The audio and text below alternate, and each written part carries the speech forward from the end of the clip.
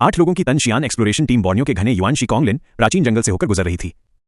किसी ने ध्यान नहीं दिया कि नदी में एक विशाल अजगर सरक रहा है। बंदरों की घबराई चीखें भी सबने अनसुनी कर दी। शाओ ही को लगा कि कुछ उसके शरीर को छूकर निकला है, पर साथियों ने इसे उसकी घबराहट समझ लिया। जंगल खुद ही खतरों से भरा था, सब सतर्क थे। सिर्फ पीछे चल रहा शाओ शुआई मजाक कर रहा था। अचानक पानी से एक ताकतवर झटका आया और शाओ शुआई को नदी में खींच लिया गया।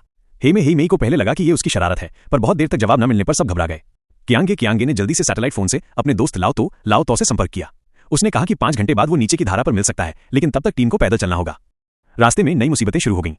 लाओ हे की गर्दन पर खून चूसने वाले शुइजी जोंक चिपक गए। स्पेशल फोर्स का पूर्व सिपाही कियांगे ने आग से उन्हें हटा दिया, लेकिन चैन भी नहीं मिला था कि जहरीला मकड़ी हमला करने ही वाला था। सांग बियाओ ने उसे बोतल में कैद कर लिया। हुआंग माओ बोला इसे बेचकर पैसा बनाएगा। जब वे तय जगह पहुंचे तो देखा कि लाओ तो की नाव जलकर राख हो चुकी है। अब वे पूरी तरह फंस गए थे। तभी सुनसान गांव में खोजते हुए सांग बियाओ ने कुएं में एक रहस्य पाया। वो था खून का लाल ऑर्किड शिवलैन हुआ, जिसके बारे में माना जाता है कि ये 7 साल में एक बार खिलता है और अमरता देता है। असल में यही उनकी यात्रा का असली मकसद था। सांग बियाओ ने सबके विरोध के बावजूद फूल लेने का फैसला किया। लाओ हे को उसके बैग में बंदूक और फोन मिला जिसे उसने छुपा रखा था। लाओ हे ने मदद बुलानी चाहिए, लेकिन सांग बियाओ ने उसी जहरीले मकड़ी से उसे डसवा दिया। लाओ हे का शरीर सुन्न पड़ गया और तभी छत से गिरा अजगर उसे निगल गया। सांग बियाओ चुपके से बांस की नाव लेकर निकल गया। कियांगे ने झोपड़ी में आग लगाकर अजगर को भटकाया और सबको नदी तक लाया, पर नाव पहले ही जा चुकी थी।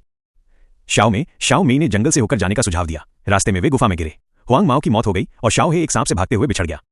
कियांगे ने उसे पेड़ पर अजगर के शिकंजे में फंसा पाया। उसने चाकू से सांप की गर्दन पर वार किया और शाओ मेई ने कृत्रिम श्वास देकर शाओ हे की जान बचाई।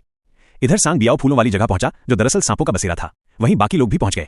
सांग बियाओ ने कियांगे को बेहोश कर शाओ में को फूल तोड़ने को मजबूर किया, लेकिन जैसे ही फूल भरे गए, मूसलाधार बारिश से सहारा देने वाली लकड़ियां ढह गईं और फूल सांपों के गढ़ में गिर पड़े।